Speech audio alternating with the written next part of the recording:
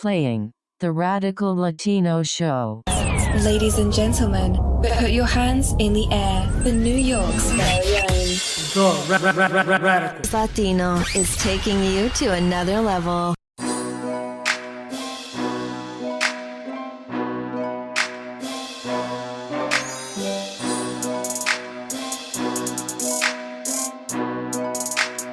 Beats by Nebs. Yo, what up, my people? Welcome back to another episode of the Radical Latino Show. It's your host, the Radical Latino. Now, today, like I said, this whole week I'm giving you guys interviews on top of interviews on top of interviews, and today's it's not different. You know, it's no any different. I'm stupid. It's not different. You know, and today I'm bringing you guys an interview between two Puerto Ricans from the island who, you know, reached out, wanted to talk to me, and I wanted to talk to them. So, you know, that's how it went down. Usually I go and read the comments or whatever of last week's episodes, and I'm not gonna really do that. I'm gonna do it when I officially, you know, come back for my episodes or whatever. I'm not taking a hiatus. I'm just, you know, taking a little small break. That's all I'm doing. That's why I'm pumping out so many interviews. You know what I'm saying? So I'm gonna read the comments of all of the interviews on when I come back for the episodes. You know what I'm saying? When I come back, for real, I'm gonna come back on Monday, May 11th. That's when I come back, and I start giving you guys, you know, my regular episodes and stuff, and that'll be a day before, actually a week before I make 2 years doing podcasting. So imagine that. You know what I'm saying? Been doing 2 years of this shit. So, you know, shout out to me, shout out to you guys, shout out to you guys listening and all that. So, you know, I couldn't have done it without y'all. You know what I'm saying? Now, with that being said, this interview right here, first of all, I want to do a disclaimer. For some of my Puerto Ricans who are, you know, in the States and who have this constant clash between, you know, Puerto Ricans from the island and all this other stuff. Mind you, these are these people's opinions. That doesn't mean it's set in stone. That's something that we all have to, you know, understand. You know, these two Puerto Ricans are not something that everybody from the island thinks of, but in the same time, it kind of is. You know what I mean? It's something that we all have to deal with as Latin people. You know, I have to deal with it because I'm half Dominican Ecuadorian. So when I go back to Ecuador, Dominican Republic, they don't see me as full. You know, they still see me as a gringo for some reason because I was born here. You know what I'm saying? So don't get offended, my people. It's just these people's opinions. You know what I'm saying? But it's a very good conversation to have, and it's a very interesting conversation to have. You know what I'm saying? I'm not saying that they're wrong. I'm just putting that disclaimer out because I don't want y'all to be getting all mad and stuff. Like, fuck you, radical, and all this other stuff. You know what I'm saying? So just chill out. But without further ado, this is my interview with Andrea and Joshua. I hope you guys enjoy it.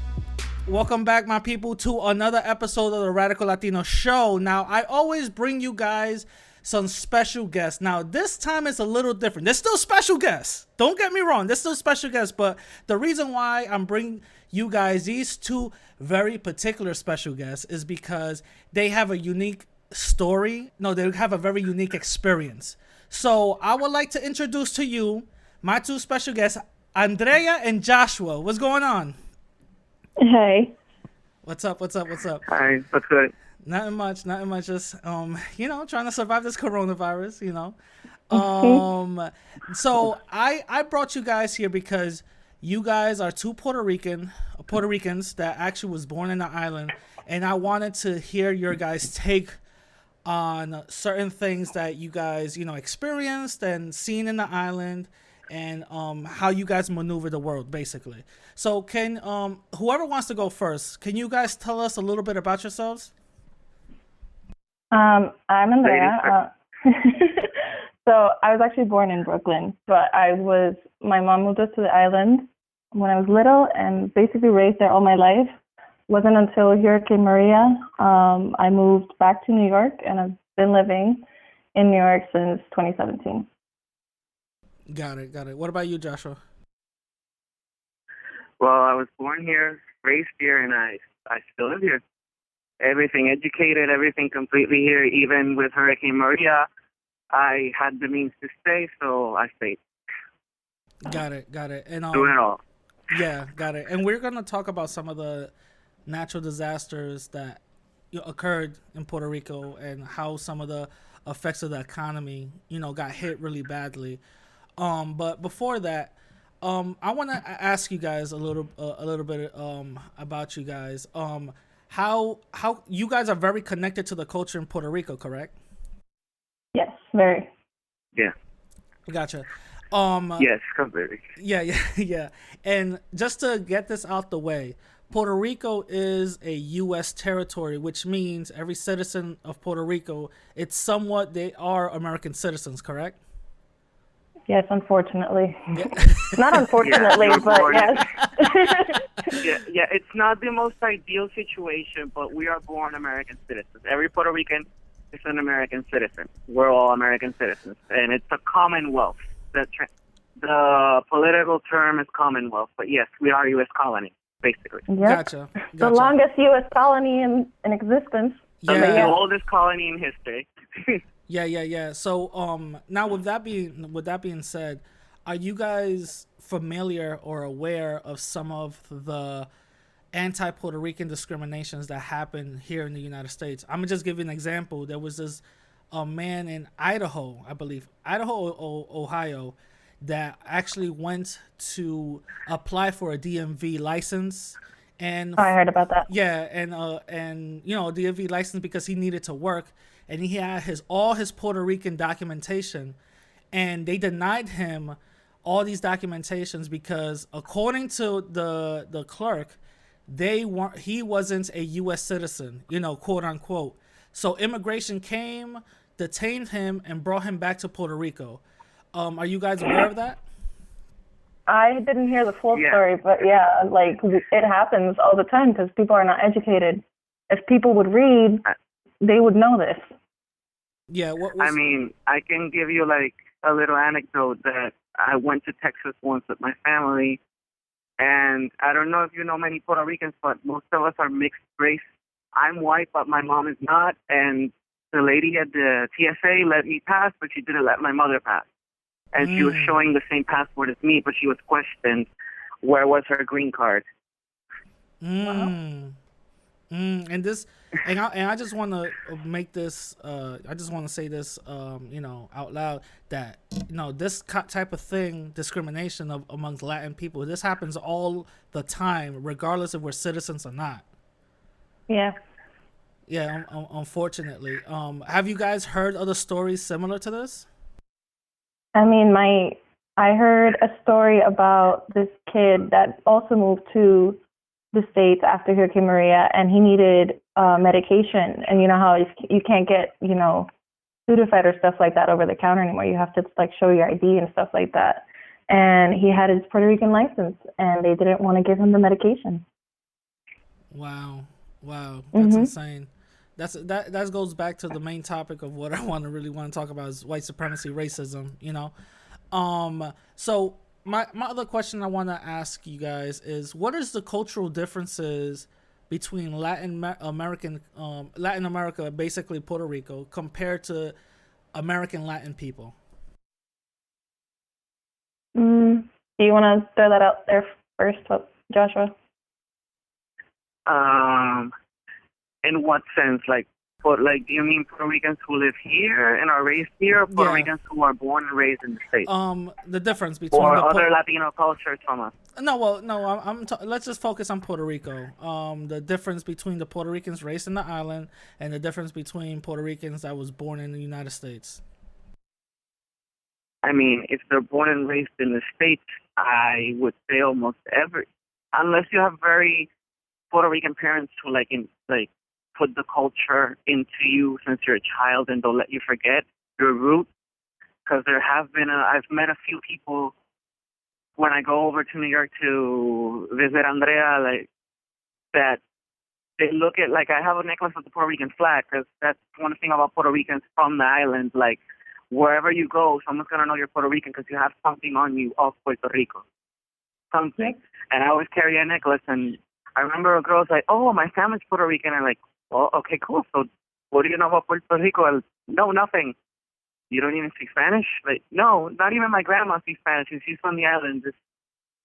This thing, like, they losing the culture, losing your language. To us, it seems like losing your identity, basically, because I am Puerto Rican wherever I go. I have American citizenship, but I am not American. I'm Puerto Rican. And this double thing, like, a lot of people who are born in the States, they are American, completely American. And for me, and every other Puerto Rican, you go and ask someone in the street, they're going to be like, well, I have a U.S. passport, and I am a U.S. citizen, but I'm Boricua, I'm Puerto Rican. What are you saying? I'm from here. And it's this thing that we have our identity in Puerto Rico that comes from the language, the culture, the food, the history, and all of this. And then if you lose it when you move, then we kind of look at you.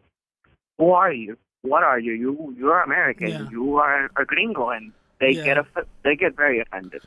Yeah, I feel like they use, they want to say that they're Puerto Rican to be in, like to be cool.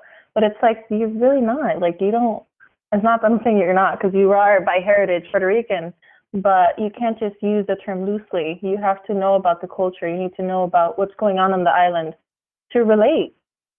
Yeah. Because if not, you're just a descendant. Yeah, you're right. I feel strong about this also, and you're right. Even though, let me ask you, even though, let's say, a Puerto Rican here is first generation or second generation Puerto Rican, right? That was born and raised here, and their parents taught them everything about the culture, and they go to Puerto Rico, would this still be considered a gringo or gringa?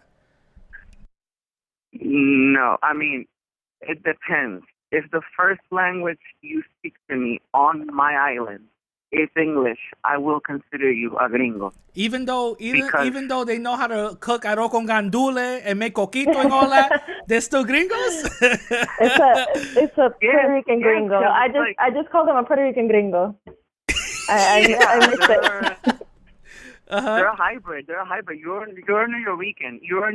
You are a person from New York with Puerto Rican descent, but you are not Puerto Rican, because if you don't speak our language on our land, you are not Puerto Rican. Because I find it kind of insulting, because we speak Spanglish in Puerto Rico. We do use a lot of English. A lot of people know English, but we interchange a lot. English. Yeah. We have to change a lot. Like, for me right now, I have to put in my brain, like, don't speak Spanish, because I'm used to speaking Spanish. A lot of people don't speak English. Here, and then you come and you speak English to me in Puerto Rico, and you tell me you're Puerto Rican. How are you Puerto Rican if you don't know? Yes, you may know how to dance salsa. Yes, you may know how to cook what I can cook, but that doesn't mean you're Puerto Rican. That means your mother's Puerto Rican, your father's Puerto Rican, your grandmother's Puerto Rican. Someone came from here, but you lost something along the way. But they got a Puerto Rican tattoo, though. That doesn't count? No, it's like, that means you're proud of your heritage. Good for you for being proud of your heritage. But, if you don't know the language, I feel it's different. Like, even me, like, my experience growing up, like, because I was born over there and my household, we spoke a lot of English, I got the whole, you're a gringa, because, I spoke a lot of English as a little kid. Yeah. But even though I was born here, like, I was raised on the island. Like, I was raised on the island since I was 1 year old. So I'm pretty much a Puerto Rican because I grew up there, and I have, it's embedded in me. The culture is in me. Yeah. No. So it's. So go ahead. So. No, you can finish. Yeah, I'm done. So let me ask you guys then, because you guys pretty much already answered my next question. Now, let me just follow up with that next question. What are you guys' thoughts on Newyorkricans? I'm hearing some Newyorkricans saying, people from the island attack us. People from the islands don't consider us family and all this other stuff. I hear it from some Newyorkicans. Other Newyorkicans like, no, that doesn't happen. So what is the mentality with that? My family's all New Yorkers. Yeah, like if you want to go first, yeah. So my whole family's New Yorkers, so this is gonna be fun. No, but your family's like your family. I also feel like it depends on the person because Andrea's family, I consider them Puerto Rican. Like she's Puerto Rican, but you have certain people. Like I know there's also some activist groups where the people kind of speak Spanish, but they're also trying to like speak for us because you don't live on the island. Like, dude, you can say, oh, you don't have what we have in the States. What makes you think I want to have what you have? Or exactly. What makes you think I want statehood? Or everyone in this island wants statehood. Like, you don't live here. You haven't lived Hurricane Maria. You didn't spend 3 months without power to be speaking on my behalf, telling people how much it hurts. You don't know how much it hurts. And it's this thing that I get it. Like, I feel, thank you for the love. Thank you for always being attentive because a lot of them helped us. When Puerto Rico has needed aid, they have sent things. They have been there when corruptions and scandals have happened and brought light to it. But at the same time, it's like, you can't speak on my behalf. Like, you're not my big brother. You're not better than me because you live over there. I have an education, too. Like, I have a master's degree, dude. Like, I don't need you to speak on my behalf as if I'm stupid or I'm a child. Like, we know what we're doing. We live here. Ask us. Don't ask the people who are living in the mainland, as they call it, because I also find that offensive when they say mainland USA. Like, we're two totally different countries. Like, if you come here, you're going to notice it. I've had Americans come here and speak to me and ask me questions and spend a day or two with me and me showing them Puerto Rico because we connected, and they tell me that, like, we're two totally different countries. It's not the mainland and the island. It's Puerto Rico and the U.S. You guys are completely different. You have a completely different culture, language, your own ideas. We shouldn't speak for you. We should ask you. And that's my rant. Yeah. Andrea, you could go ahead. Say what you got to say. I just feel like, they have this sense of entitlement. Some people, not all of them, because my family doesn't have that. But it's this self-entitlement that they have, because they're here in New York and, they have, they think that they know everything because they're Puerto Rican by heritage. And it's just like, no, if you haven't lived what we lived through, then you can't have that. You can't have what we have, in a sense. You can't be part of this discussion. Exactly. Okay. Because it's this whole thing like mother knows best. Like, if you haven't lived my circumstances, how would you know best? Exactly. Got it. Because I've known some people, not on YouTube, but off of YouTube. I've known some Puerto Ricans, even some of my family is Puerto Rican, believe it or not, that they've been, born in the island, and they've even said that they have not a disdain, but they see Newyorkricans as something like you're copying us. You know what I mean? You're copying us. Also, I know some Newyorkricans, here. I'm sorry. Go ahead. I was gonna say that you also meet some people who leave the island and have, like Andrea said, this sense of superiority. Thank you. Yeah. Thank you. I'm sorry, Spanish. It's okay. It's all right. They have that sense of greatness over you, like, oh, I left the island. I escaped.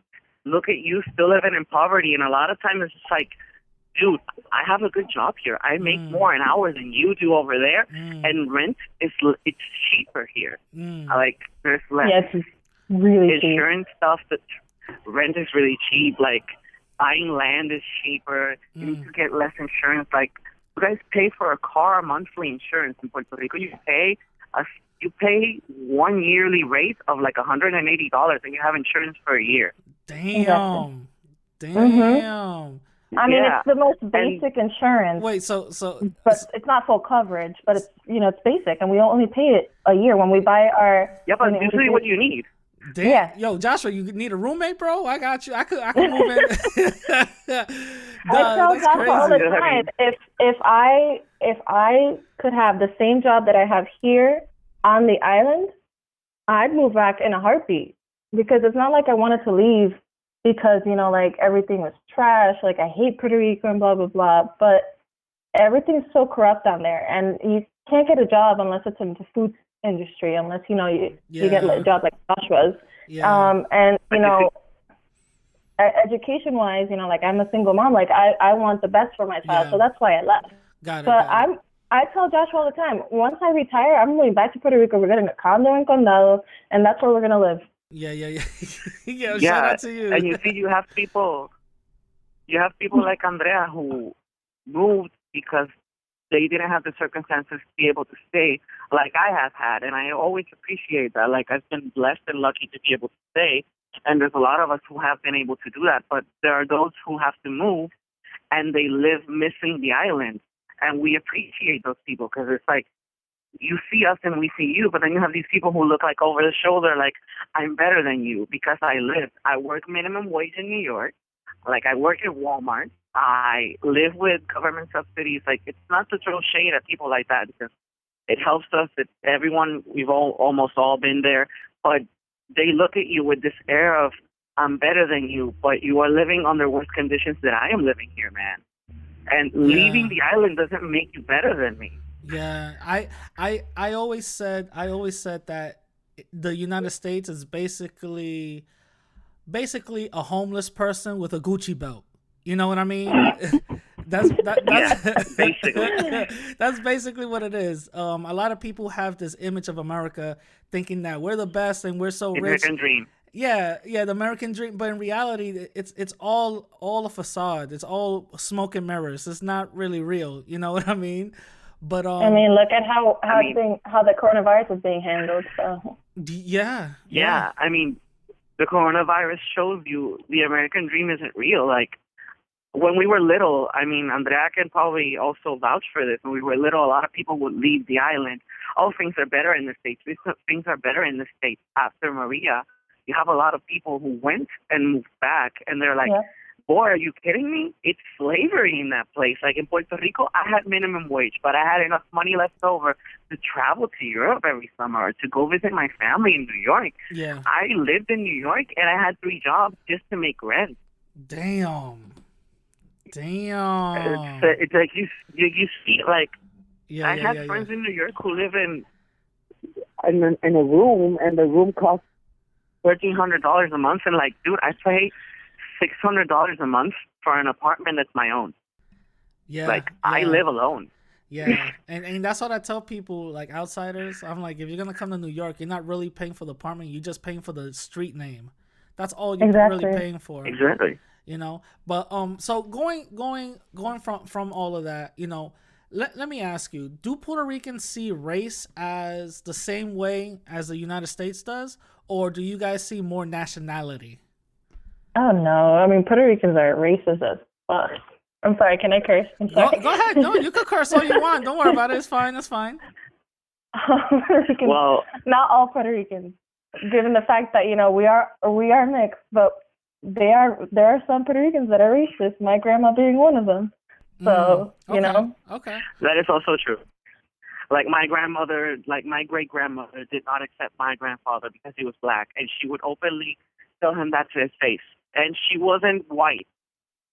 Let me just make that clear. She was like copper Pocahontas style skin, so she wasn't also white. Wow. And she would criticize my grandfather, But at the same time, you have the newer generation, who most of us, like Andrea and me, are like, we have the plantain stain. We're all a mix. Which is the plantain stain would be la mancha plátano, we call it. Yeah. Okay. Like, we also say, like, like, we all come from some African American descent in one way or another, and we can't hide it. Like, when you see us on the street, the dark hair, the curly hair, the big lips, like the noses, we can't hide. Even if you are white, you can't hide that you come from a mix. But at the same time, we're also we joke with racism in a way, mostly with other nationalities. Like, we make a lot of fun of Americans, a lot, Yeah, we do. especially since Trump has become president. Yeah. Oh, give me one of your best jokes, the best American jokes. Give me one of them. I mean, it's not a joke. Like me and my best friends on the island, like we do the girl from the valley voice, like, oh my god, like I need to do this and I need to do that. Like we make fun of, like, oh my god, I need to get my nails done. I broke a nail. Oh my god. And basically, like, Trump is the biggest joke of all. Like, Of course. Oh my god. like the Lysol stuff.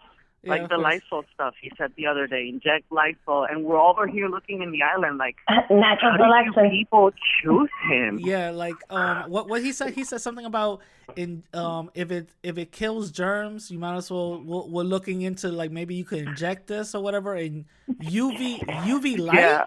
UV light, like what? Natural It was selection, y'all. like stuff like that. Exactly. Like we make jokes like that. Like you guys are like gringos, especially when they come to the island. We see a lot of white Americans because Yeah. if you are Latino or if you're black, you're usually more streetwise, smarter. But we see a lot of white people walk the streets at night as if it was their house, and we look at them through the car because Andrea has been with me, and we're like, dude, no, this is not. You don't even speak the Go back language. to your hotel room. Like, you do not want to be walking around Condado at night, or Santurce for that matter. I wouldn't be walking. I wouldn't be walking at night, Nope. and I'm a local, and I speak the language. I can defend myself and call for help.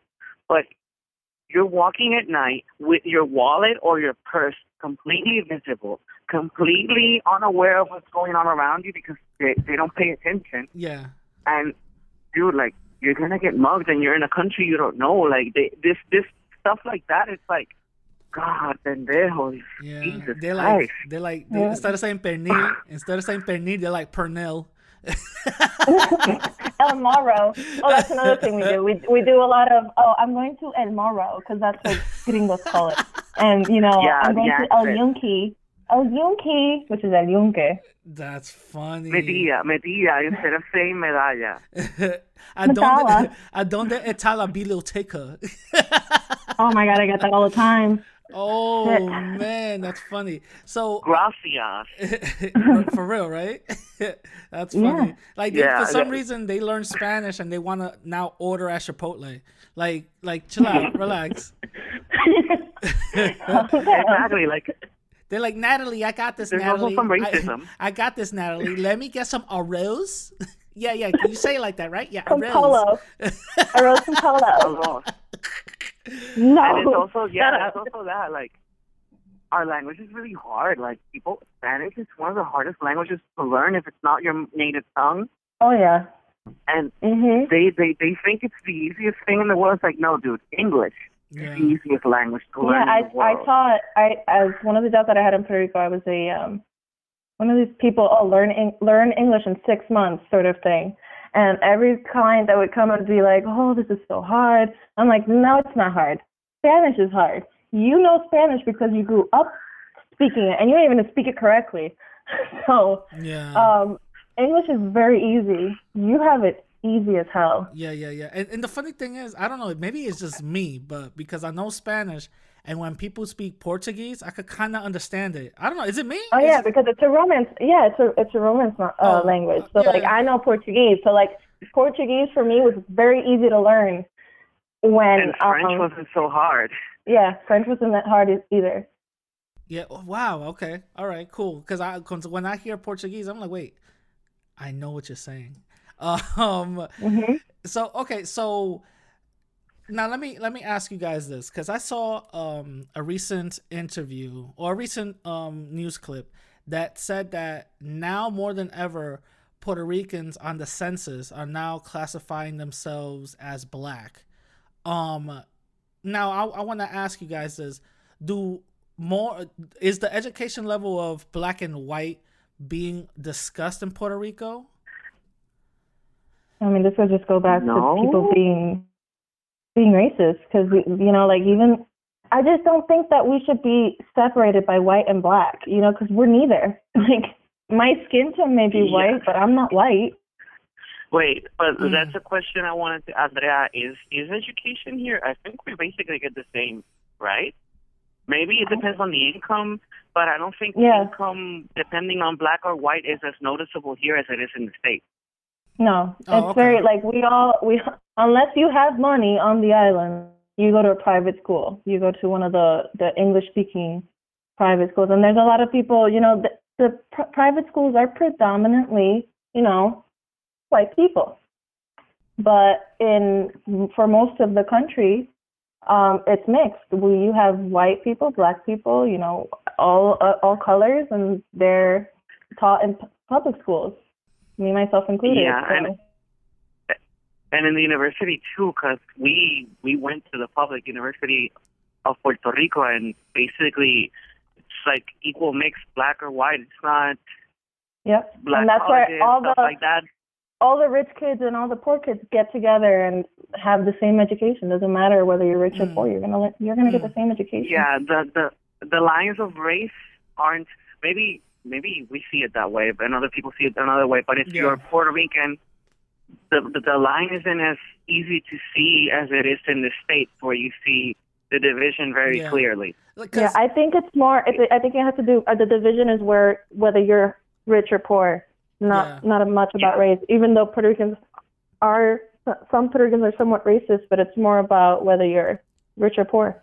Yeah, it's mostly income based. Yeah, because when I go to Ecuador, I'm half Ecuadorian, half Dominican. So when I go to Ecuador, all that, the whole racism thing is kind of like a foreign thing to them. You know what I mean? They're kind of more nationalistic, like, oh, I'm Chilean, I'm Brazilian, I'm Ecuadorian. You know what I mean? That's what they mostly go after. But I also have seen darker skinned Ecuadorians kind of get demeaned, due to them being darker skinned. You know what I'm saying? So even though they say it's a foreign thing, I kind of do see the end results of it, So that's why I'm like, here. It's very similar in Puerto Rico, I think. Dominicans, the Puerto Ricans and the Dominicans. I mean, oh right? My God, you can see it sometimes. That's the most visible one, because I mean, by this point, we're basically one country. There's a lot of Dominicans who have made Puerto Rico their home for centuries. Yeah. But you can see some racism there, especially in the way they live. Like, they usually live in the very, very lowest income places. Yeah. There are a lot of people discriminated against them. They make jokes about the way they speak, because I don't understand what you're saying. You speak too fast. ¿Qué es lo que es, monstruo? ¿Cómo estamos? Exactly. Yep. On that, it's mostly like nationalities, like, we're Puerto Rican, who are you? But it's usually, at least I've never seen it be a thing about, oh, you're black. It's been a thing about, you're Dominican, I'm Puerto Rican. Yeah, because I've heard some Dominicans, even on YouTube, some Dominican, what they consider themselves Dominican nationalists, whatever that thing means, them saying that, they have this vitriol against Haitians, and that they it's like it's towards the end. Yeah, it's kind of weird, because they like, oh, we should build a wall for the Haitians not to come in. But now they go to Puerto Rico. Do you hear some Puerto Rican nationalists, or whatever the case is, do you hear them say the same thing about Dominicans? I mean, there was a big case. I remember growing up on the island, like, there was a lot of stories about Dominicans traveling to the island in ¿cómo se dice? Yola. En La Yola. And like, Puerto Ricans would send them immediately back. They wouldn't even let them, cross the sand. Like, as soon as they would make it to the beaches, they would send them back. Wow. Like, they just didn't want them there. Pero Manny, ¿qué es lo que está pasando aquí? And there's also been the discussion that there's been in the States about the jobs. Oh, these immigrants are taking our jobs, and they come here and they take over the place, and et cetera, et cetera. But it's also been because, to me, what you just said has also been very shocking, because we know that they are racist against the Haitians, and they're like, oh, I'm not black. The Haitians are the black ones. And it's like, dude, really? Bruh. Like, really? Like, come on. And then you don't want me to be racist against you, but you're being a dick. someone who is in need. No one wants to leave their home because they want to. They have to. Everyone's forced. No one really wants to leave. Mm-hmm. And then it's this whole thing like racism is systematic. Like they do it, then we do it, and then you don't want it to be done on yourself, but you do it also. In some way or another. You're right. No, but in the thing. Yeah, go ahead. I'm sorry. Go you ahead. asked us about the census. You asked us about the census, that people here are marking more that they're black. Yeah, I saw the news article that's saying that more Puerto Ricans are classifying themselves as black, other than white. I think that just has to be the June. I hadn't heard anything about that, but I think that's just probably the new generation. Yeah, they did say something new. They did say something new. That's what I was gonna ask. Yeah. Like, why do you think that is? The new generation has, like, our generation has been more open to accepting their African American roots than being openly saying, "Oh, I'm black." You have some people on the island who are visibly, like, skin-white white, and they identify as black. Yep. Yeah. And it's been a very thing, like, it's my ancestry, like, my grandparents are black. I'm not black because I'm mixed. Like, I came out this way, but I am black.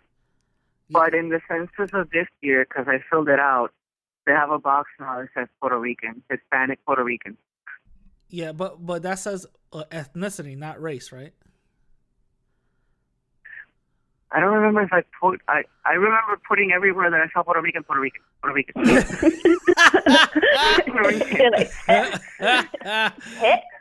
all I remember, because it's really, like, it's also, like, if you put it into, like, I'm Puerto Rican, like, we're a mix of different colors. Like, you can't just put us white, in a box. You really can't just put us in a box. We are everything. Like, there's Indians, there's Africans, there's the European blood. So, because I can't even say Spanish, because there's, Portuguese and Irish Spanish people. and all that, There's Irish people on the island. There's Portuguese people on the island. There's a little bit of everything. So you can't just put us in a box. Yeah. Now I wanna focus on the whole mix thing. Do you think mix is a proper term to identify not only Puerto Ricans but all Latin people? I'm using the word mix because English is very limiting. Okay. And that's the one that's coming to mind. Okay. We're just una mezcla. So we're just a mix of, every culture. In Puerto Rico, we say sato, like the dogs, when a dog, like a purebred dog, mixes with like a common street dog, we call it sato. We make a joke that we're satos. Yeah. We are the ultimate sato because we're a mix of everything. Sato. And Latin America. But it's a joke. Like, it's that's what I'm saying. Yeah. No, but go ahead. And, in Latin America, I guess it would be the same because other countries, like maybe in Ecuador and the Dominican Republic, they can trace their lineage to, like, indigenous people better than we can in Puerto Rico.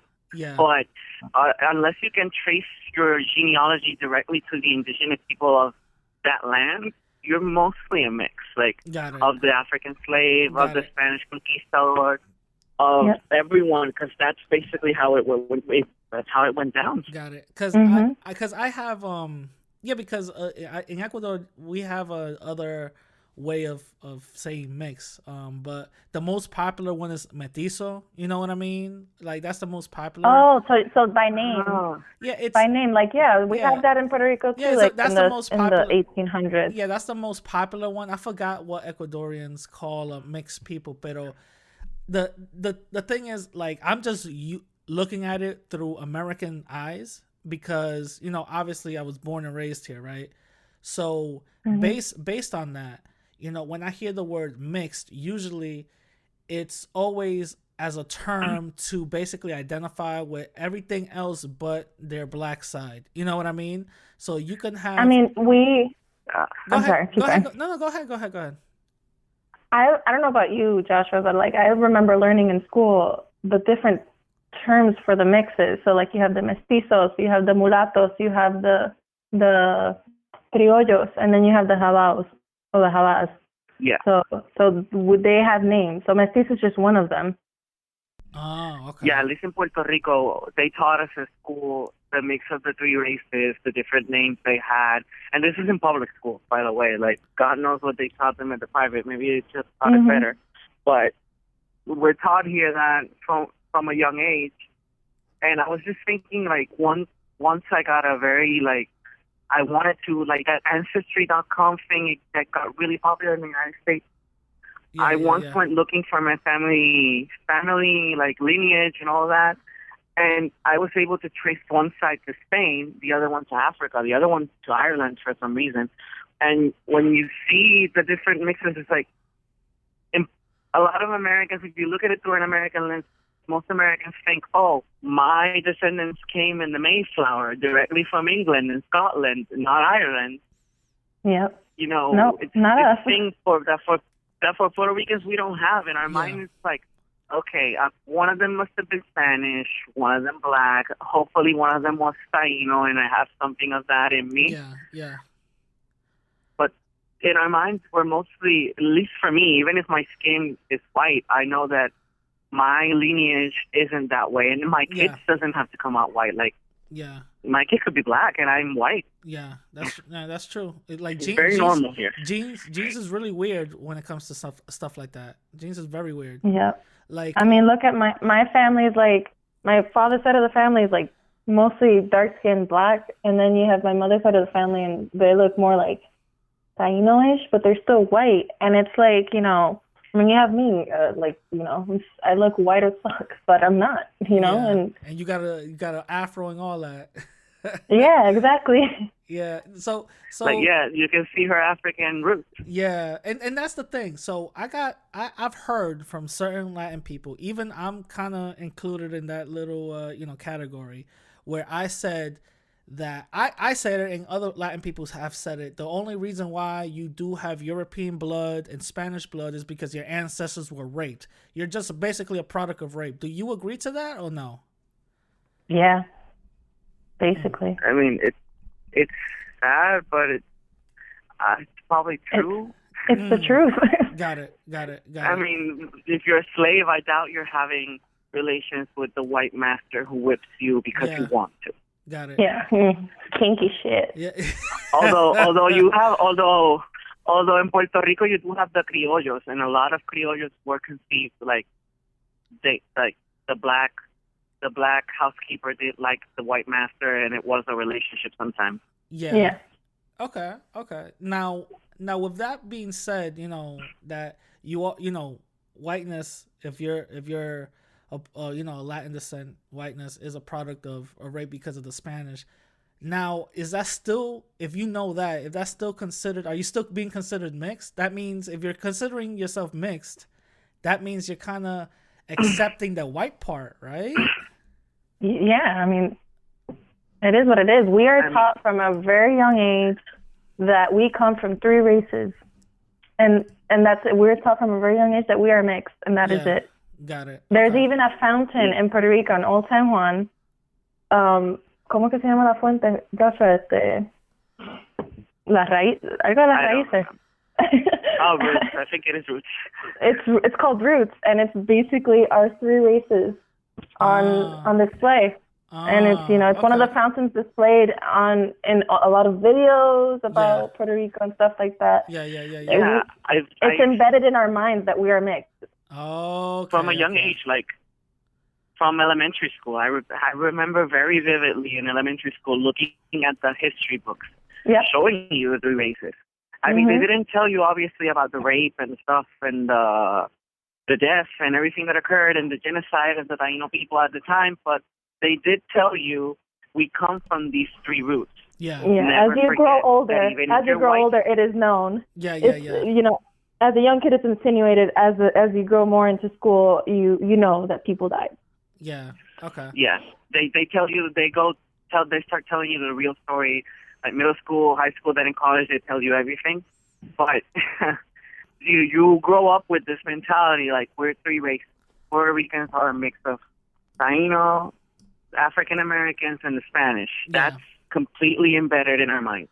Got it. Got it. So But even if it is bad. yeah, no, I get that. I get that. And I totally agree to that. And that's something that, that's part of our, majority of Latin people, that's part of our culture, and that's something part of our history that we have to accept. You know what I mean?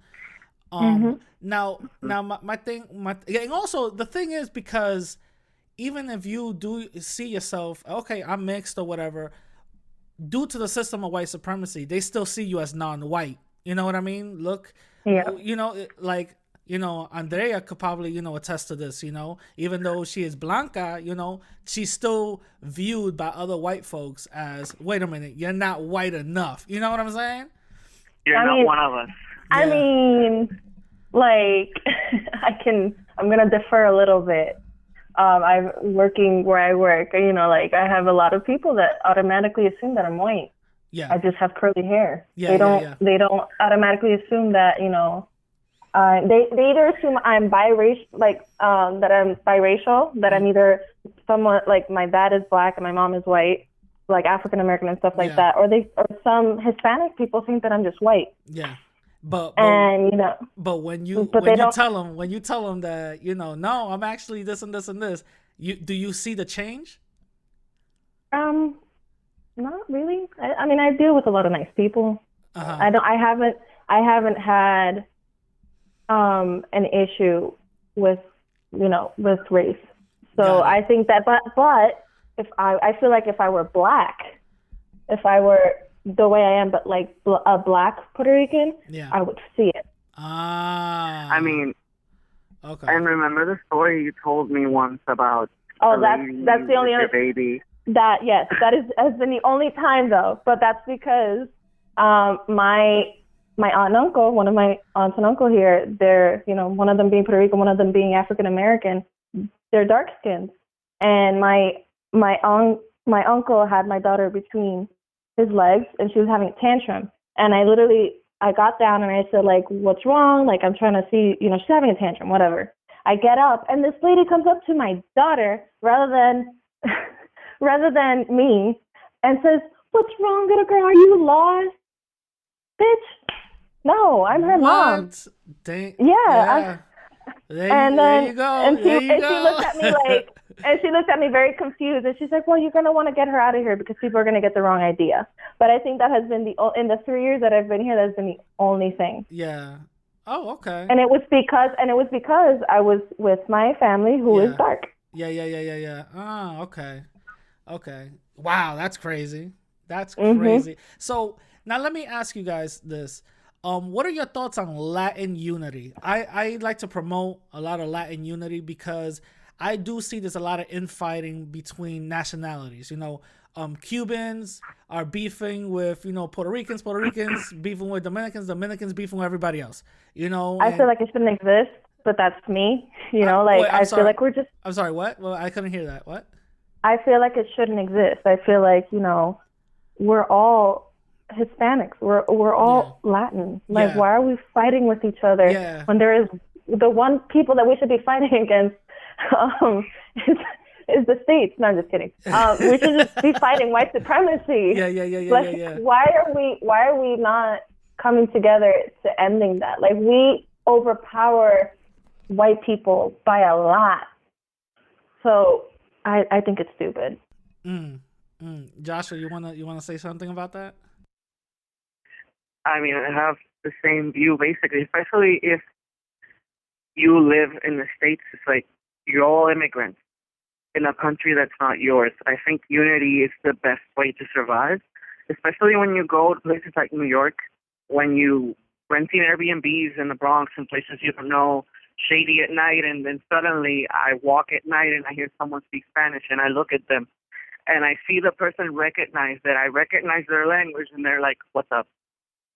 And I remember instantly feeling this calm, like he has my back because he knows my language. He doesn't know where I'm from, but he saw me recognize that Bad Bunny song. He saw me recognize him saying AI, and it's like, yep, he's got my back. He know if someone tries to mug me, he's gonna save me. I'm gonna start screaming in Spanish, and he's gonna come save me.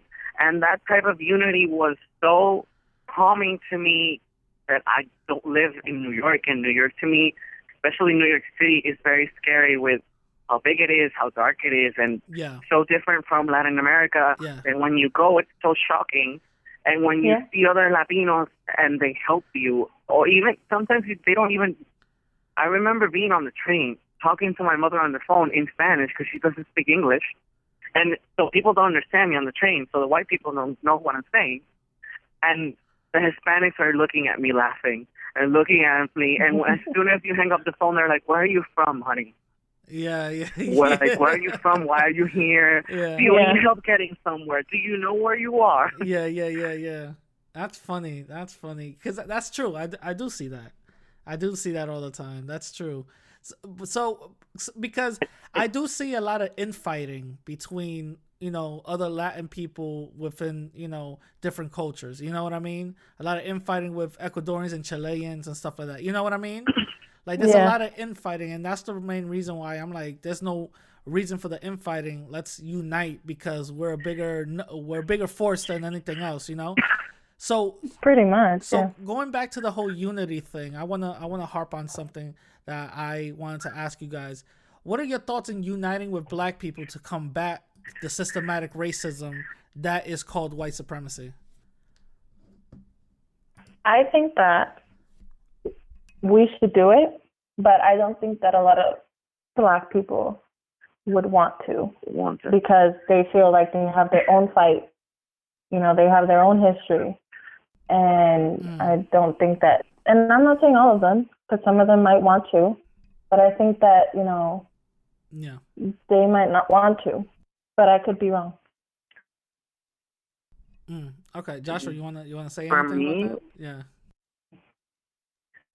For me, living in Puerto Rico, it's very.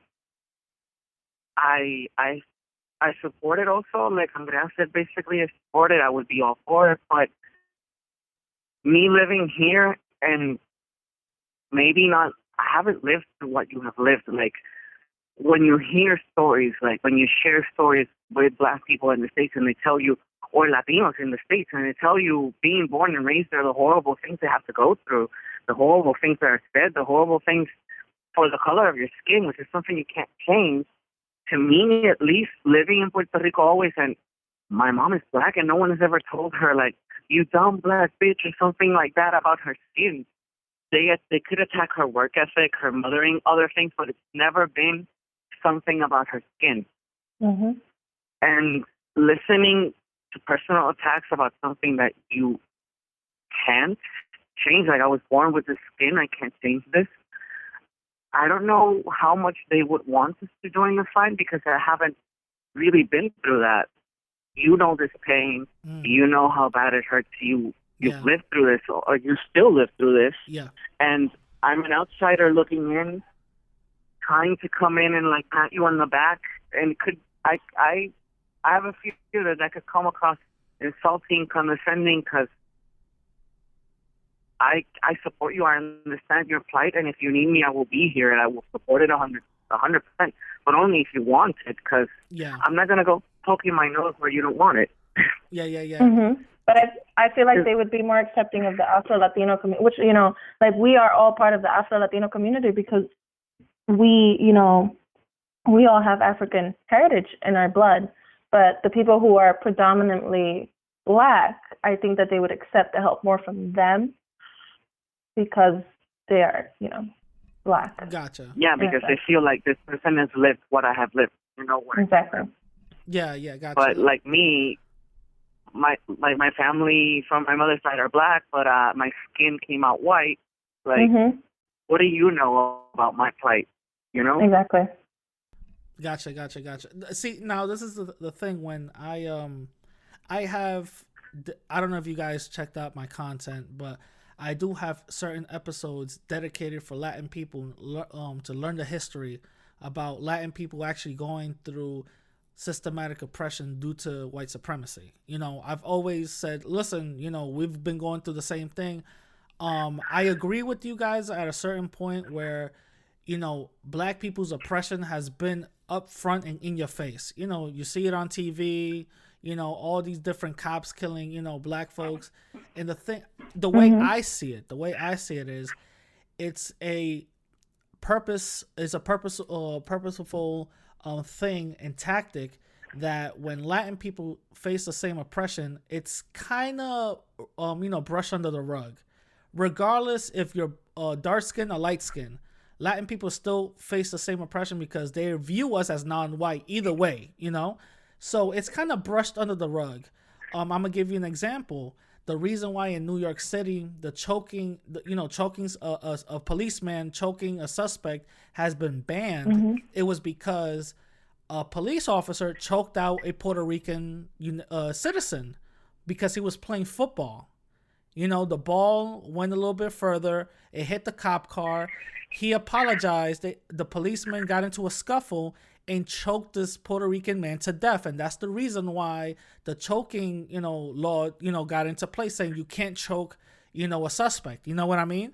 But, and mind you, this Puerto Rican man was white skin, all that, but that policeman still saw him as non-white, still saw him as a suspect. You know what I mean? And because of that, we still get victimized either way. So that I do see where you guys are coming from, and I even had some black people tell me, flat out tell me, I understand that, but Latin people are racist and we don't need y'all around. You know what I mean? Which is, I feel like it's a little ignorant because I never knew a fight that was won with just a certain group of people. You know what I mean? When it's not really a whole big group with numbers. You know what I mean? And there's other black people that tell me the opposite. They tell me, yeah, we want to accept you guys and we want to bring you guys in, but there's a lot of Latin people who are, racist that don't want our help. You know what I mean? So I get that. You know what I'm saying? I get that. What are you guys' thoughts on that? I mean, the person that told you, Latin people are racist, so we don't want that. Yeah. Like the double-edged sword on that. Yeah. He's not wrong. So, I think that the right people, should get together and just fight white supremacy, and there are more people now with this new generation. There are more people who are not racist. That is, honest to God, it is the older generation, like our grandmothers, our grandfathers. Yeah. Those are the ones that were racist towards everybody. Yeah. But yeah, white people do see, whether you're black, Puerto Rican, whatever race you are that is not white, they're going to automatically be racist against you. Okay, got it. So now, I do agree that we need to drop it and, all fight together. But I guess people need to change their views and not be ignorant. Got it. Now let me now focus on more of the island itself. Do you guys think that there is a white supremacist power structure in the island? If so, if you guys do think that, how so? Not necessarily white supremacy. Basically, honestly, I think it's more about power. Because you could be black as hell and still want to be powerful. What were you going to say, Jonathan? I was going to say, if you could see it, it would be in, United States influence on the island. A lot of the very big money-filled developments, Walmart, a lot of the very big hotels are white American people coming here in the past for tax relief, other times because you come here, you pay less taxes than in the States.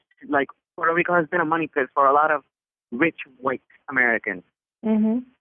So yeah, I guess in that sense, yes. Yeah, it would be like white supremacy, the influence on the island itself as a whole within the government, because they also fund some political careers and they get political favor subsidies, stuff like that for huge hotels and development. There's a lot of American development here, and then you also have outsourcing. The government of Puerto Rico, by the Federal Oversight Board, has been forced to cut down its manpower. So when they don't have the resources of people to do a certain job, they outsource the job for thousands and thousands, sometimes millions of dollars. And instead of looking locally, they always look to the state. And then they pay this random North Carolina company, for example, $500,000 to do an economic development plan. They're not Puerto Rican. They don't even live on the island. How are you going to develop an economic development plan if you're not walking the streets and seeing the people suffer? Yeah, Get yeah, me? Look what yeah. look what How are you happened with Hurricane Maria. Like with Yeah. the whole power grid and everything like that. They brought in this. Get whitefish. Yeah, they brought in whitefish. Who the fuck were they? Yeah. For I don't know how much money, but it was a lot. $250 million. Thank you. And where the fuck did you come from? Yeah, so, Like, that was ridiculous. For people that doesn't know who Whitefish is, can you explain who Whitefish is? Whitefish. Well, at least, because in our defense, we didn't have electricity at the time. What we read was mostly secondhand from when we managed to get Wi-Fi, because at the time we didn't have signal on the island either. Mm-hmm. What we heard here, it was a company of 7-10 people strong that was meant to completely redo the power grid of Puerto Rico was destroyed with Hurricane Maria, and the company's job for $250 million was to completely restore it with 10 people strong. Right. Yeah, and they found that the company had ties to the person who was governor at the time, Ricardo Rosselló, and to the White House. So it was basically a money laundering scheme, using the disaster on the island to make the money and use federal money so people can take a piece of the pie. Got it. And let's focus on just the disasters in Puerto Rico, because unfortunately, you guys, the Puerto Rican people, have been, hit hard with disasters, not only with Hurricane Maria, but with earthquakes, another, I think, another hurricane that didn't do that much damage, but still, did something, and also that was Hurricane Irma before Maria. Yeah, Irma, and then now the coronavirus. So the way I see it is, right now Puerto Rico is becoming a punching bag with all these natural disasters and diseases. So can you tell me how is the island, kind of dealing with this whole thing? How is it, being dealt with? It's not. We drink a lot. We drink a lot. The people, look, the first thing I'm going to say, so I don't forget it in my mind, what Puerto Ricans learned from Hurricane Maria is that the only way this island, its people survive is together. We don't wait for the government, federal or state. We survive together. We give each other whatever we can to eat, to drink, and we survive together. We survived Hurricane Maria that way. We survived the earthquakes that way. I went 3 days straight from the north of the island to the south, while the south was still quaking, to deliver water, toothpaste, hand sanitizer, which now is, in hindsight, that I should have saved it, but a lot of different things for the people out of my paycheck, because the government of Puerto Rico was taking too long. And let's not even talk about the federal government, who never even approved the funding for Puerto Rico. The Democrats said yes in the House, and the Senate paused it. We can't sit and wait. And we learned that with Hurricane Maria. We sat and we waited for the power to come back on, but we didn't sit and wait for everything else. Yeah, okay. Now I'm going to go disaster by disaster, because, Andrea can help me out with Maria because she was here, but thankfully for her, she wasn't for the earthquake, because that was terrible. Yeah. Yeah. Yeah, because I know you guys are, Puerto Ricans are strong, proud people, and I know that you guys were, holding each other up and stuff. And how mad did the people get when Trump decided to basically throw paper towels at you guys? What? Oh, you have no fucking idea how pissed we were. Oh man. Oh my God. Were you with me that day? I don't remember. Were you with me that day cleaning up? Or was it someone else?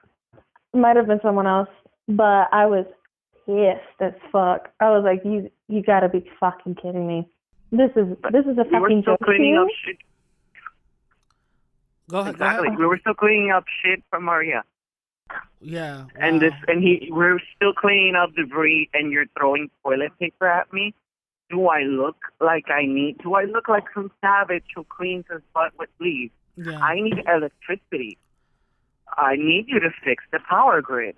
I don't need you to come and steal face.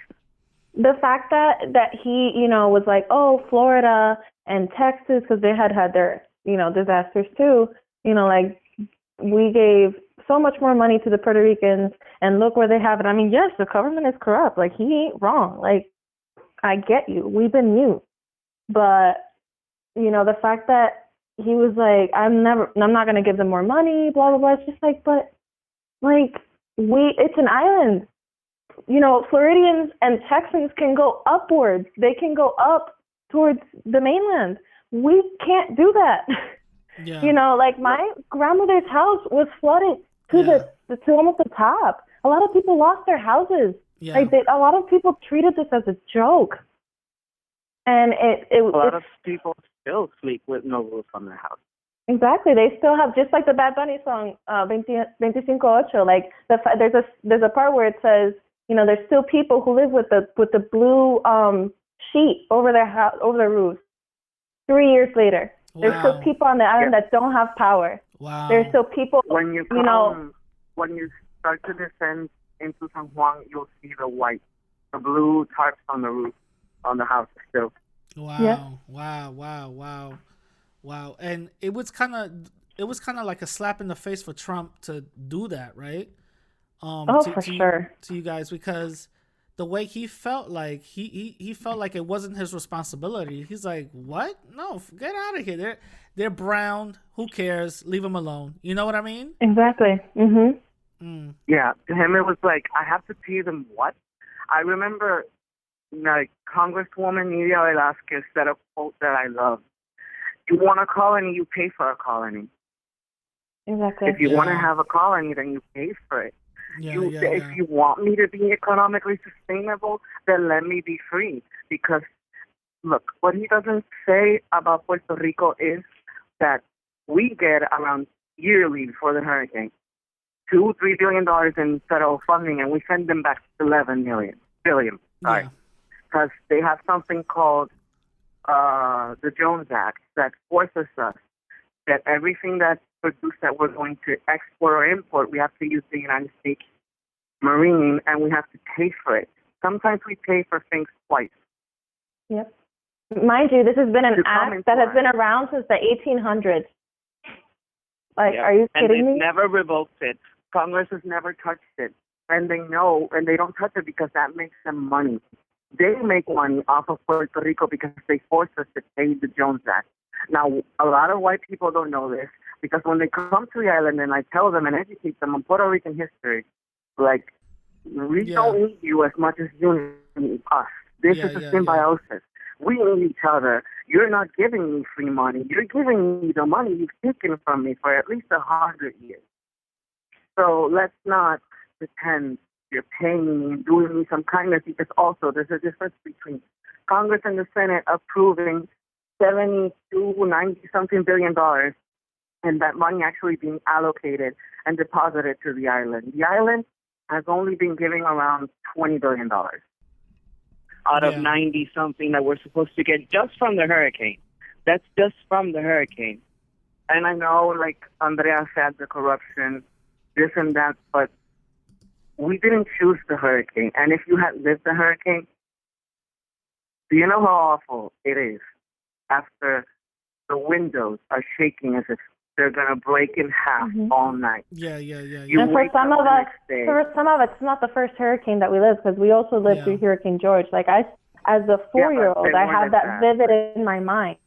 And to go back to another Category 5 hurricane 20 years later, it's scary. And you're holding, like in my case, I'm holding my child for God, praying to God that, it's not as bad as you seem.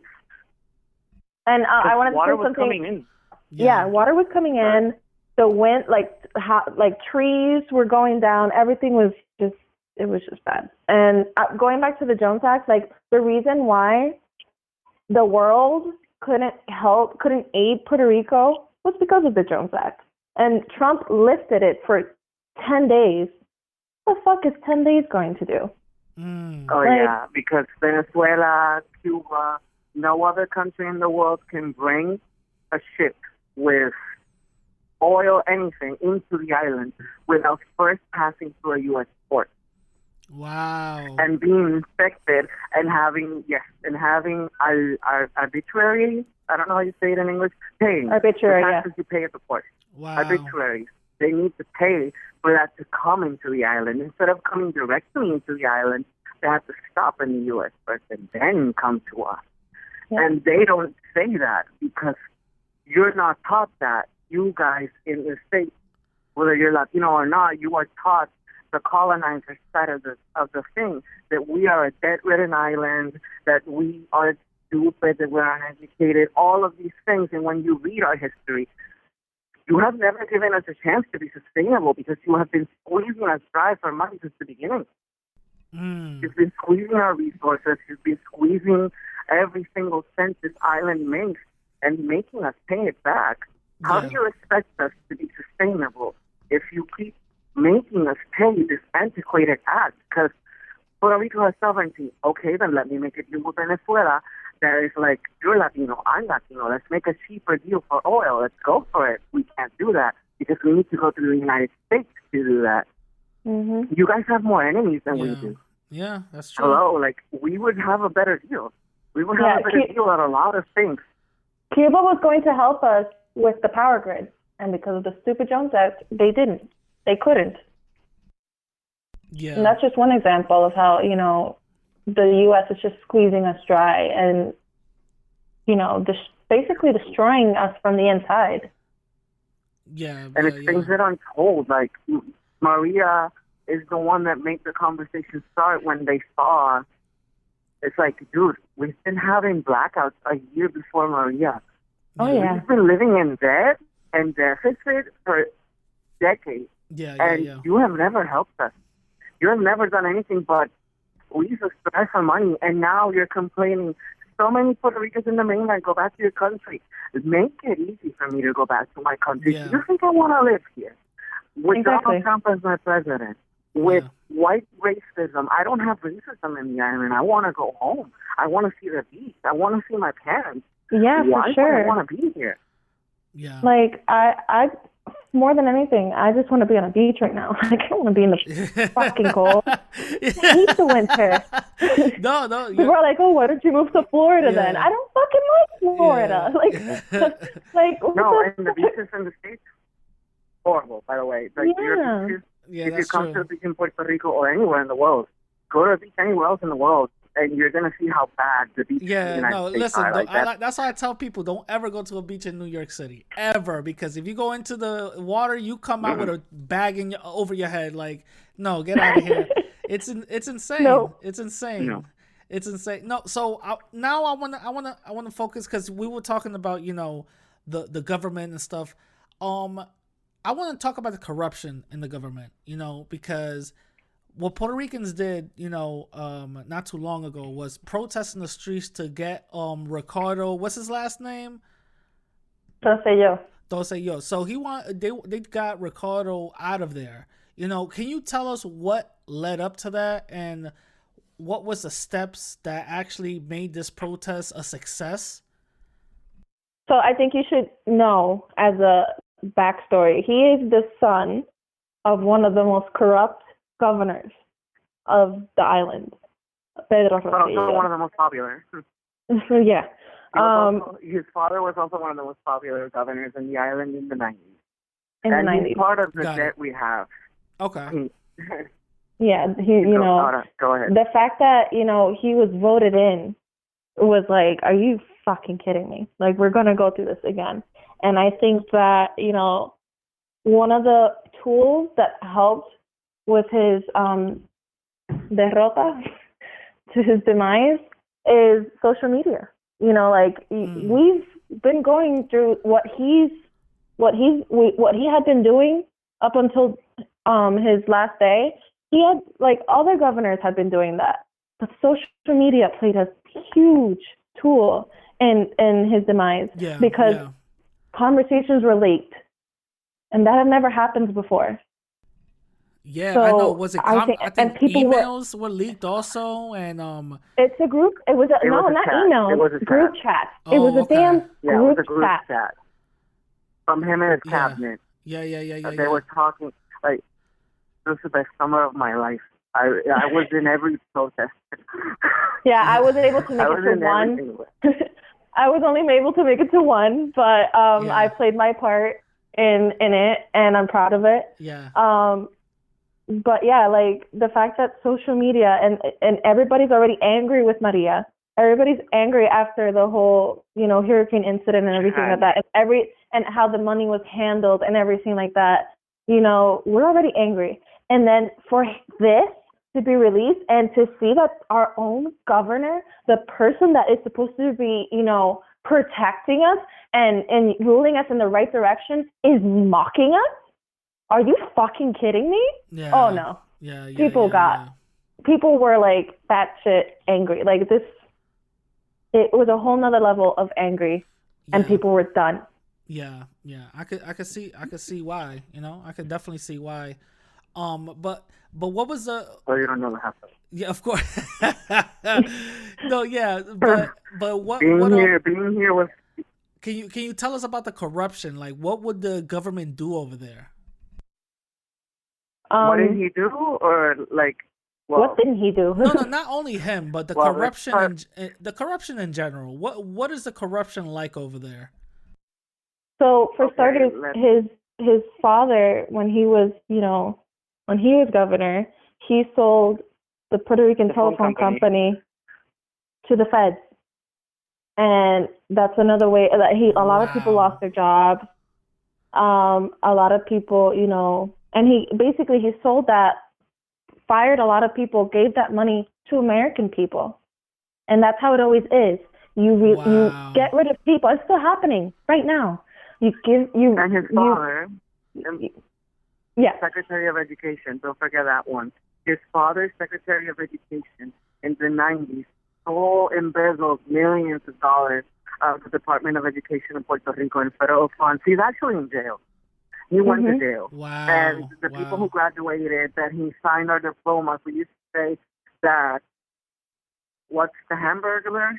Signed our diplomas because he did go to jail for corruption and stealing federal funds from the Department of Education of the island. Wow. Mm-hmm. Wow. And it just so happens that under his son's rule, the Secretary of Education again embezzled money and was involved in money laundering. Do you know how many schools this bitch closed? She closed like around 300 schools and was planning to close more because there was not enough money. Oh yeah, sold them off for $1 to the feds. Them off. She would close them and then she would sell them off to private contractors for $1 or an apartment, because they're actually investigating her. She might go to jail.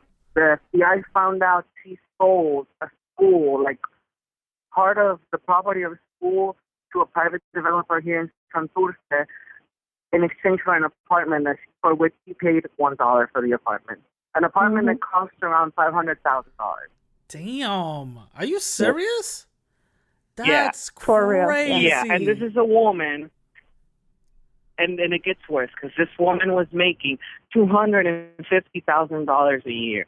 The governor of Puerto Rico makes $90K. He was paying her more than he was making.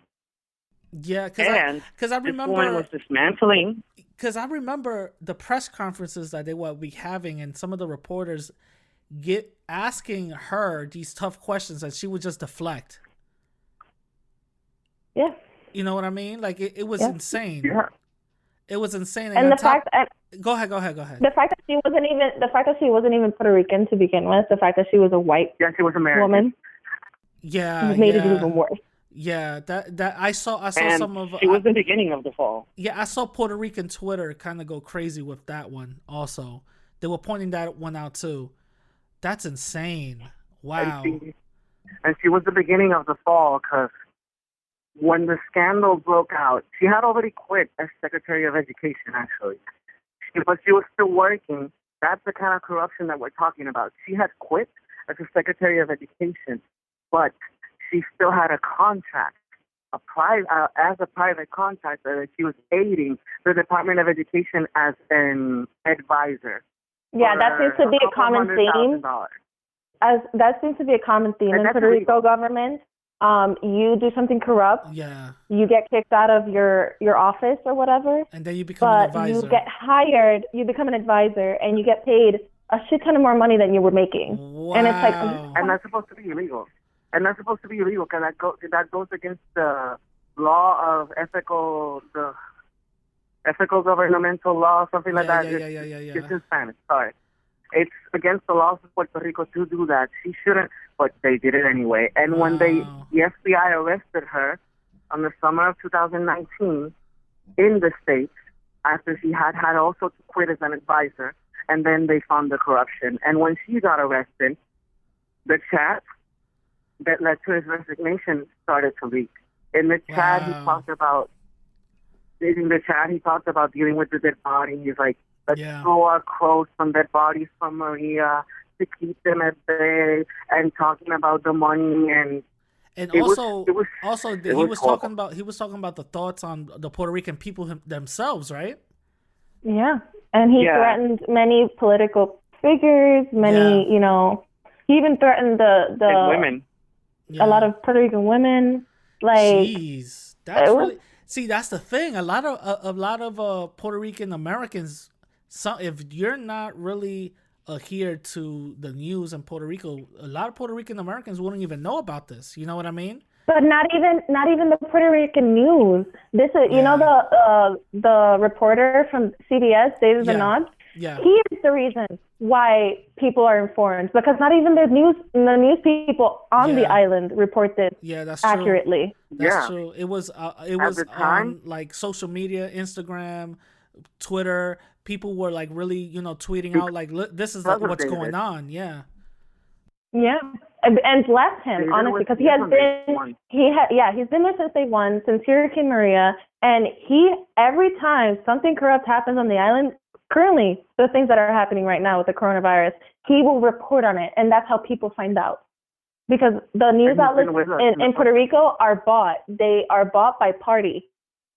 Wow. So Wow. Actually, the reporters that released the chat of the previous governor detailing the corruption, they're a new institution. It's mostly young people. It's like a investigative journalism. It's a website, like a blog. It was brand new. Their first big story was that chat. Yeah. They're actually the hardest hitters on the island right now to the government, and they play hardball. But the other reporters are completely bought off by the government. Actually, in the chat, he would speak about the reporters he was paying off. Yeah. That's crazy. Like, that's insane. Everyone knew. Yeah. So, before we wrap it up, because I know we've been going in for like an hour and 7 minutes now, and I don't want to take more of your guys' time. You know, thank you for coming in and sharing your experiences and giving your insight. Before we wrap it up, what are your thoughts on some of the Puerto Ricans that want to be their own island? They don't want to have no connection to the U.S. or have a territory to the U.S.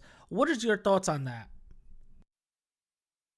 Los independentistas, los nacionalistas. So I mean, pretty much. Yeah. Yeah. What are your thoughts on that? I think that Puerto Rico has enough resources to sustain themselves. I think that they should be allowed to do so, because they're never going to be a part of the U.S. like a state. They're never going to be a state. The U.S. doesn't want it that way because they lose money that way.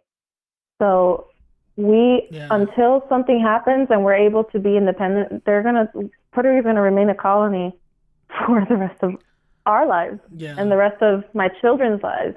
And, you know, I think that we are ready to be sustainable. Got it. But it's not being allowed to. Gotcha. So. What about you, Joshua? What are your thoughts?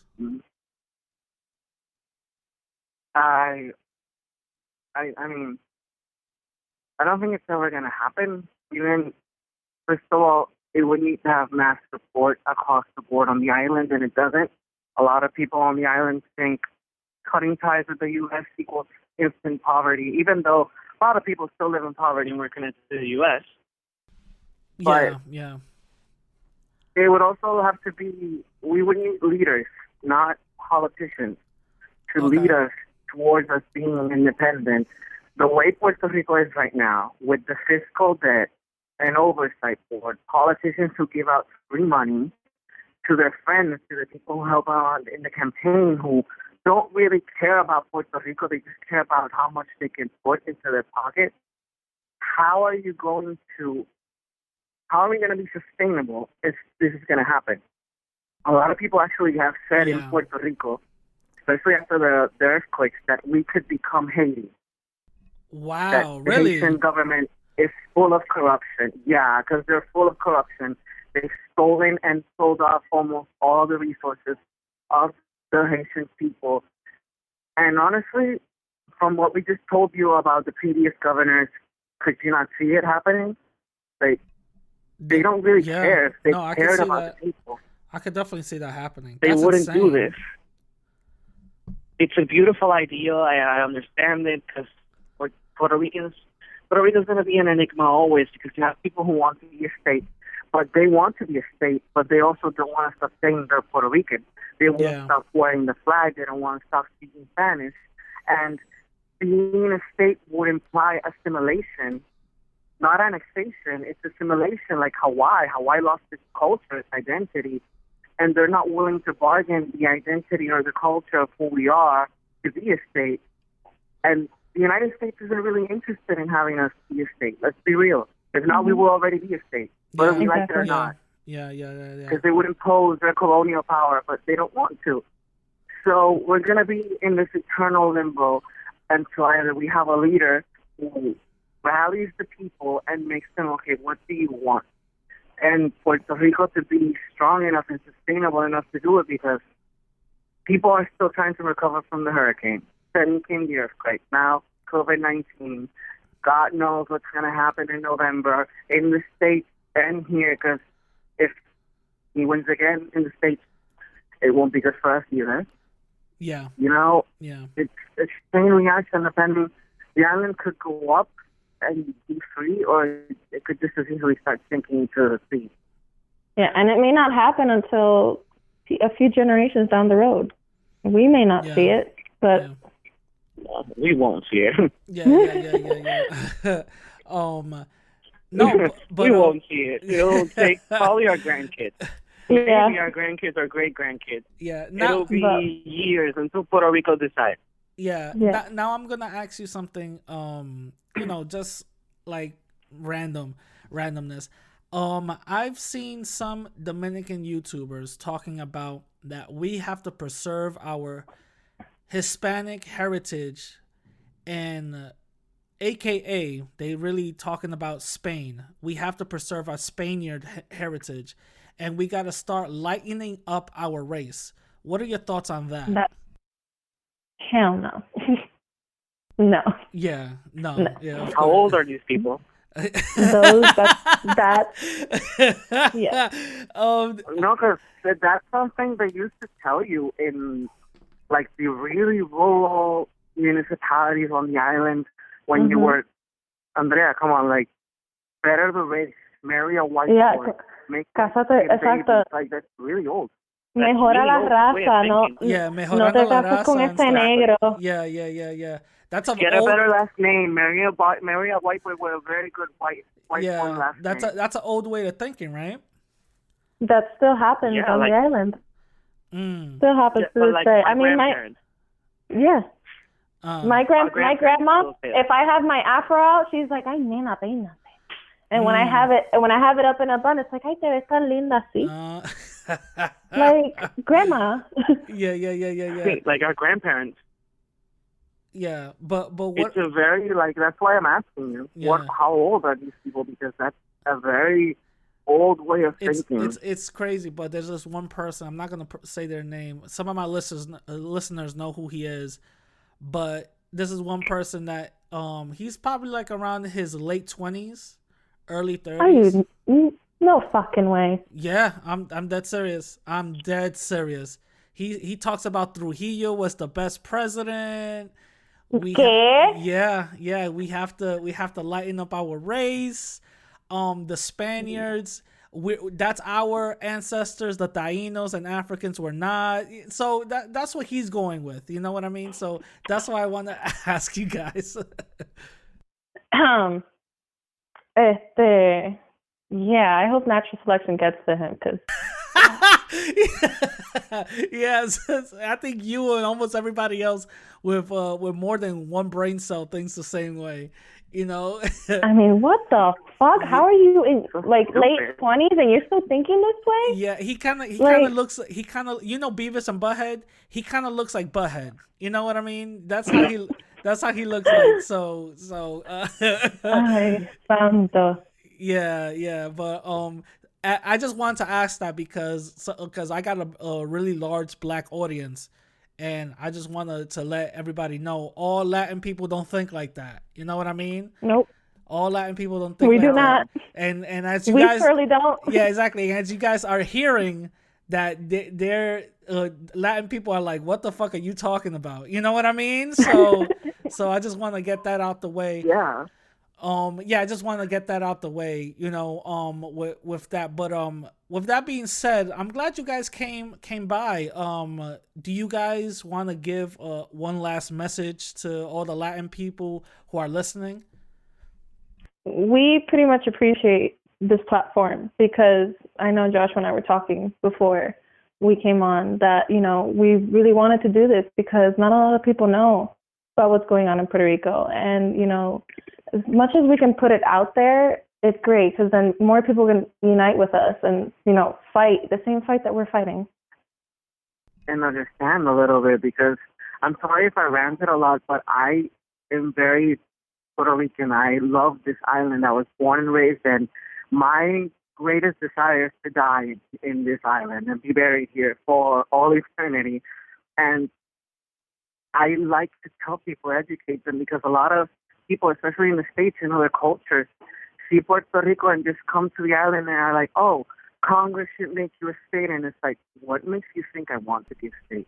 Exactly. Sit down and listen to my history and listen to the pain your people have put my people through, and then tell me what you think we should do. And a lot of them, when I tell them what I told you about the Jones Act, the money and this and that, they look at us and are like, we have never given you a shot to be independent, to be sustainable, to live in a decent way. And it's like, thank you.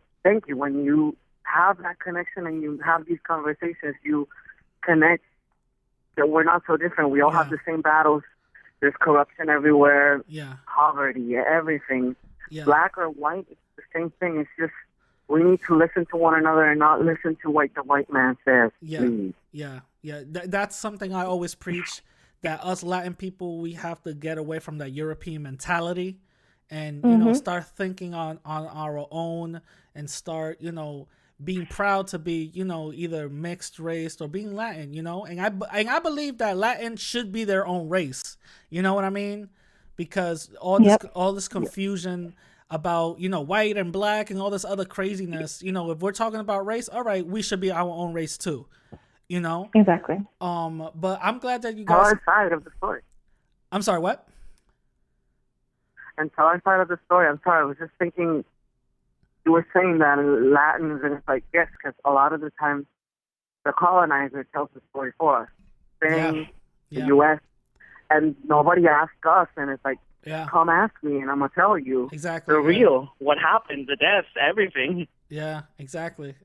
So that's what I like to promote, and at least educate some of my Latinos out there, and, have us, at least our voices heard, somewhat at least. Usually I like to tell my guests where they could find you, but you guys want to remain anonymous, which I respect. So if anybody listening wants to talk to Andrea and Joshua, write it on the comment section on YouTube. They'll probably read it and write back or whatever the case is, or give you an encrypted email or something. I don't know. But they'll definitely be reading the comments and stuff like that. But again, Joshua, Andrea, thank you for coming in, and I really appreciate you guys. And at any time, you guys could come back. Thank you. Thank you. Now, that was the interview with Andrea and Joshua. I hope you guys enjoyed it. Remember, this is their opinion, okay? That doesn't make it, set in stone, even though majority of the people in the island probably thinks like that too. You know what I'm saying? So it's just something that, we have to understand. That's all I'm saying. You know what I mean? That's all I'm saying. But thank you for listening. I hope you guys enjoyed it. There is no way to contact them, to be completely honest, because they want to remain anonymous. So if you guys want to contact them or write any comment or whatever the case is, just do it on YouTube. They're most likely gonna watch it. You know what I'm saying? They're most likely gonna watch it. Or just tell me, and I'll tell them, and I'll figure out a way to relay the message back to you, whatever they said. You know what I'm saying? So I hope you guys enjoyed it. Remember, to support me, you can support me on Cash App, $Radical Latino, or go to my website, radicallatino.com. Go to the donate button, donate anything you want. But if you don't have any money to donate, that's totally fine. What you can do is just go to my YouTube. I'm monetized. Just go to my YouTube and you'll just watch one of my videos. The ad comes in, that's how I get money. Or just rate me on the podcast. You know what I'm saying? 5 stars. That's a way where you could, definitely, contribute without, contributing monetarily. Now, remember, guys, next week, actually not next week, actually BS, this Wednesday, to be completely honest, this Wednesday is going to be a very, very interesting and special interview. Very interesting and special.